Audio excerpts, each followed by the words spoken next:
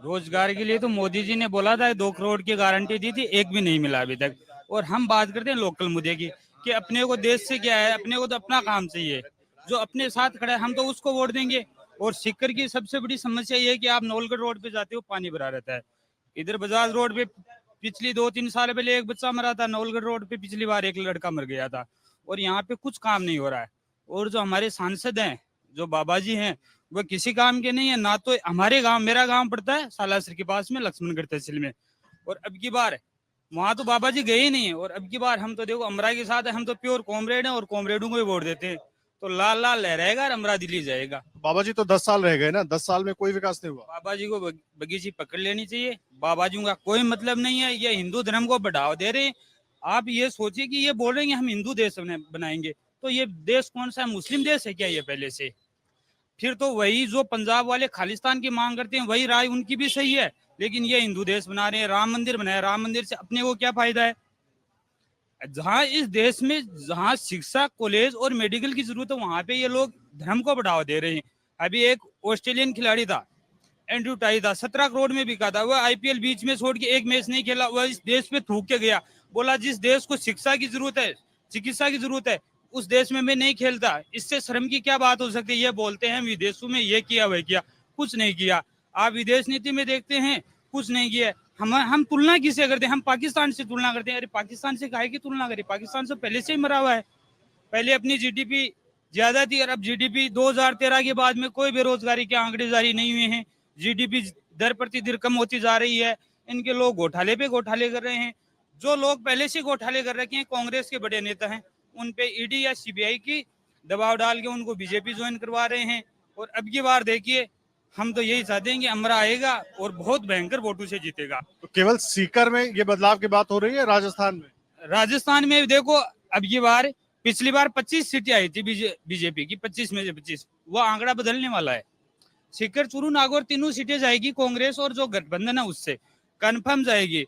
और जो अब की बार है, जो आंकड़ा है, देखो गवर्नमेंट बीजेपी की आएगी, ये बात सेंटर में तय है, ये बात तय है। लेकिन जो अगले साल, ये 5 साल का कार्यक्रम देखते हुए अगर अब की बार 400 सीटें आ गई, तो मैं ये दावे के साथ कह सकता हूँ अब की बार 2026 में जैसे संविधान में चेंज होगा तो ये लोकतंत्र को खत्म कर देगा। ये सत्य बात है, एकदम कटु। कौन खत्म कर दे? मोदी कर देगा खत्म। और मोदी जितना डरपोक और कायर नेता आज तक ना तो हुआ है, वो एक कठपुतली है। कभी भी सामने आके नहीं बोलता है, कठपुतली है एक तरीके से। उस जितना कायर नेता मैंने आज तक नहीं देखा है। मैं लगभग 10 साल से राजनीति हर चीजें पढ़ता हूँ, लेकिन उस जितना कायर नेता ना तो देखा और ना शायद होगा। बात ये रही। और बीजेपी की नीति है, बीजेपी में केवल अधिकारी खाता है। कांग्रेस अच्छी है, उससे अच्छी। हम लोग क्या है, युवा है, लेकिन हमने सेंटर में कांग्रेस का राज नहीं देखा है। तो कांग्रेस यहाँ राजस्थान में थी तो पेपर लीक करा करा के युवाओं की नौकरियों को फंसा दिया। पेपर लीक कौन सरकार नहीं करवाती? पेपर लीक हाँ, राज में तो बीजेपी के में हुए थे। पेपर लीक सभी में होते हैं। उनके लिए एक नियम होना चाहिए कि ये पेपर लीक जो अधिकारी हैं, अब यही बात देखिए, आरपीएससी का जो अभी अध्यक्ष बना था पिछले, जो वो अभी बना था ना, कर्नल केसरी सिंह, उसको उसको हाँ, आरबीसी को भंग करवाने के लिए राजेंद्र राठौड़ आगे खड़ा था। बीजेपी गवर्नमेंट आ गई, कर दो भंग। वही मुद्दे हैं जो पहले जिन पे भ्रष्टाचार का आरोप था, वह बीजेपी आ गई, उनको हटा दो। और अभी ये देख लो, अपने जो है ये रिशपाल मिर्जा देख लो, ये बीजेपी में जाने का कारण क्या है? अब देखो, सत्य बात तो ये कि उनके ऊपर भी रेड पड़ेगी। और अभी हमारे जो तन मन के नेता है डोटासरा जी, वो तो हमारे क्षेत्र के हैं, हम तो उनको भेज रहे हैं, उनके ऊपर भी ईडी और सीबीआई की जांच चल रही है। अब ये जरूर थोड़ी है कि वह कोचिंग सेंटर उनका नाम दिया जा रहा है, वह पेपर लीक थोड़ी करवाते हैं। पेपर लीक ना तो कोई नेता करवाता है, ना की बात।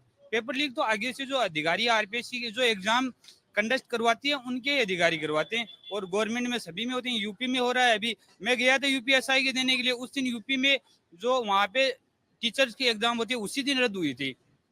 एग्जाम हर सेंटर में, हर स्टेट में रद्द होते हैं, पेपर आउट होते हैं। पेपर आउट तो उसके लिए कठोर नियम होना चाहिए। वह तो देखो अपने हाथ में भी नहीं है, और ना सीएम के हाथ में है कि वह पेपर लीक कैसे रोके। जहाँ पे अब वह पेपर लीक रोक दिया, तो यहाँ पे जिस सेंटर पे वह सेंटर वाला 15 लाख रुपए में लेके दूसरे बंदे को दिलवा रहा है चीटिंग, तो उसका भी कोई इलाज नहीं है।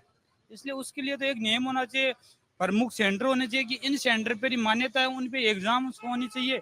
अगर आप ये वीडियो YouTube पर देख रहे हैं तो हमारे चैनल को सब्सक्राइब करें और बेल आइकन को दबाना ना भूलें। अगर आप Facebook पर ये वीडियो देख रहे हैं तो हमारे पेज को लाइक करें।